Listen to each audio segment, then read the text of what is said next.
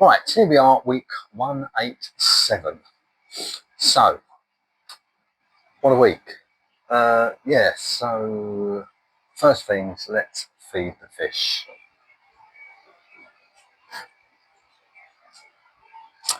Right, just let these guys settle down a bit. So,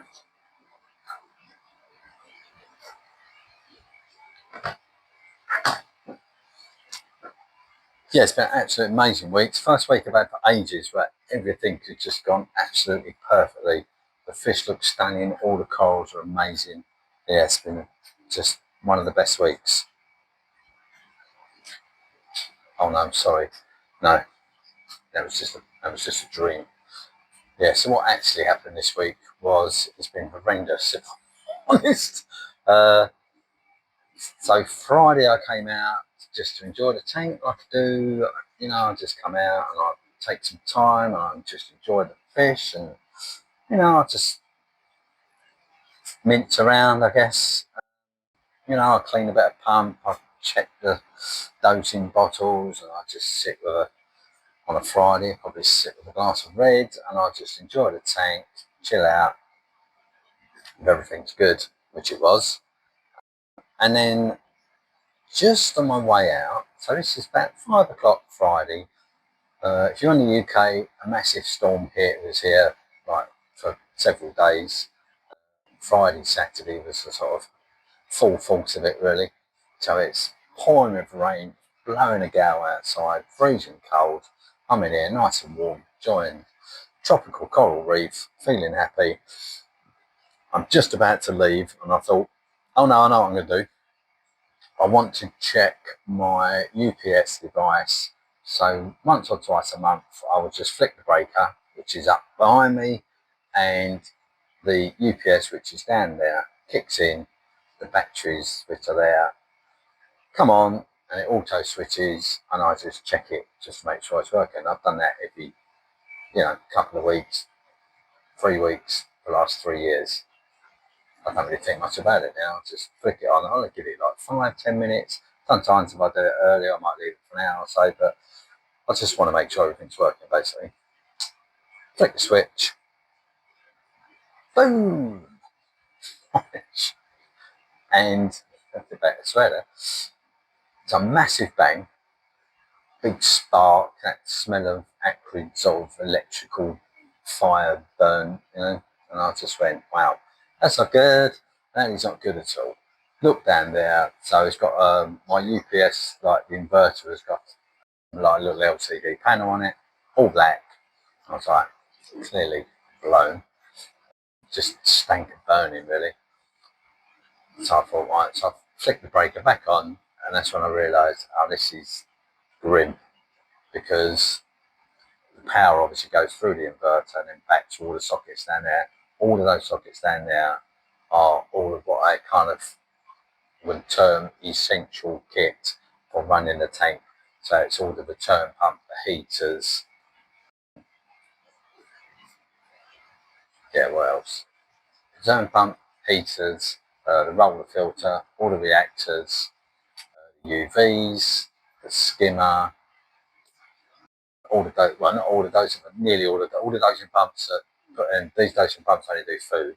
All those dosing pumps down there do all like the trace elements, the calc, everything, calc stirrer, everything which kind of does all the chemistry, all the flow on the tank, all the filtration is down there in that room, which is the reason it's backed up with the UPS, because that's what I want to keep running. So because the inverter's blown up, all of those sockets are dead.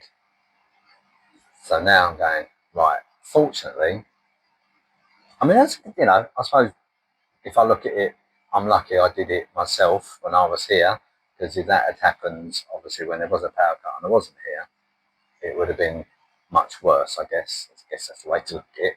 It would have been nice if it hadn't blown up at all. That's the perfect scenario, but that's not the way the world works, is it? Yeah, so basically what I had to do is, because all of these electrics up here were still on, I just had to run. I mean, if you look at that video, you can see it's just a mishmash of extension cables, which I managed to plug into up here and run down there. and I managed to get all the essentials on. So obviously I rang the electrician, went, can you please come as soon as possible and route the electrics away from the inverter because it's dead, so that at least the socket's alive. So fortunately, he only lives local, and he came the next day, because I rang about 6:30 Friday night, and he came, I've got a cup of tea somewhere, and he came to bring it out. Go and get that. Right, left it in the house. Okay.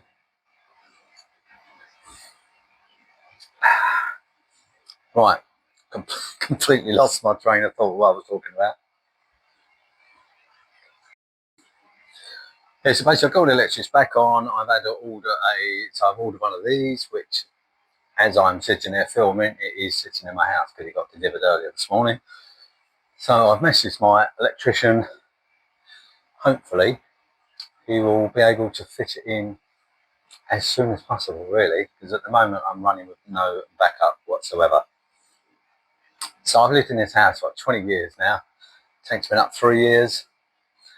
I think in those 3 years, that battery backup has probably kicked in twice, and those power outages have been very short.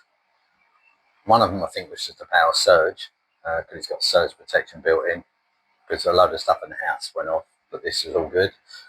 And the other one was I was actually away, I can't remember where I was, and I think the power went out for probably 3 or 4 minutes, 10 minutes probably tops actually, and the battery backup kicked in, and other than obviously all the lights going out up here, everything ran perfectly. So it's a very, I mean, those, I could have got away with not having it for those durations of power outages, to be honest. But if one day there is a bad one, then I want to know I'm covered. It just seems too risky for me not to run one. So anyway, so it went out Friday. The electrician came Saturday, rerouted it, so all those sockets are now live. I haven't plugged a lot of the stuff back into where they need to be, because when he comes back to fit the inverter, he's going to have to turn all that power off down there again. So it seemed a bit pointless. So I went out Sunday, yeah. So the storm had kind of abated. Decided to go out Sunday with the dogs, meet friends. A lovely day, pub lunch, walking the dog on the coast. About an hour and a half away from here. And we get back in the car, just about to drive home, and my wife looks at her phone, and she's in a WhatsApp group for our street, because we live in a kind of little cul-de-sac. And they went, there's been a power cut, no one's got any power. I just went, I can't believe 2 days after my battery backup blew up, we've had the first power cut for a long duration, like the power cut, in the 20 years I've lived there. I mean, you couldn't align all those scenarios together, really, because I'd love to know what the probabilities of that is. So anyway, so I'm an hour and a half away in the car. I tried to log into the camera to see if I can see, but obviously there's no power, so the camera, I'm pointing up there, the camera's there. There's no power for it. So I'm just driving back home thinking, I don't know how long it's been off. The phone signal's cutting in and out because we're in the middle of nowhere a lot of the time. I'm just driving back, and I'm just going, well, I don't know how long this tank would last with nothing running, no power heads, no movement. There's a lot of fish.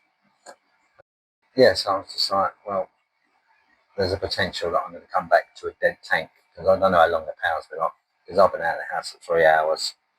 It might have gone out when I pulled off the drive.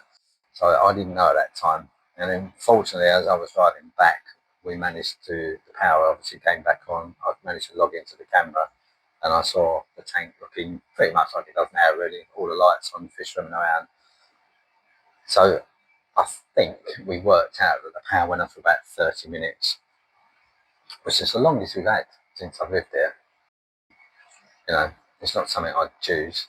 And then, and that is the very reason I spent the money on a battery backup, to stop those scenarios. So yeah, so that's where I'm really. So I will see you on the next one.